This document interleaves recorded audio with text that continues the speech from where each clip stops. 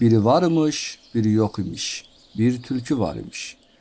Bir gün bu tülkü içində su olan bir quyuya düşür. Elə həmin vaxt bu quyunun yanından bir keçi keçərkən susayır və quyunun içinə baxır. Tülkünü orada görür və soruşur. Bu su içməlidir. İçə bilərəm bu sudan. Tülkü suyu çox tərifləyərək Hə, əlbəttə içməlidir. En aşağı dayanma orada. deyir. Keçi çox susuz olduğundan onun sözlərinə aldanıb heç düşünmədən aşağı enir. Susuzluğunu yatırandan sonra ağlı başına gəlir və tülküyə "Vay, vay, bəs indi biz bu dərin quyudan necə çıxacağıq?" deyə soruşur. Tülkü: Sən heç narahat olma.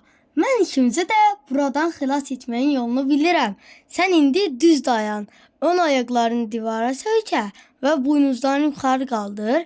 Mən isə dırmanaraq çıxıb, sonra da səni yuxarı çəkib çıxararam. deyir. Keçi də bu fikri çox bəyənir və razı olur.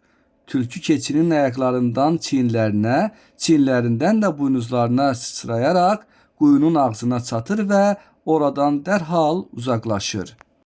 Keçi: "Ey, hara gedirsən? Bəs məni niyə çıxarmadın? Belə razılaşmamışdıq axı." deyir.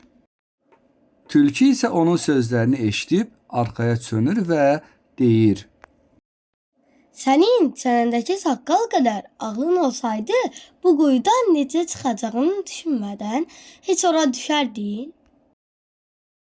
Və beləcə keçi anladı ki, sonunu düşünmədən heç bir hərəkət etmək olmaz.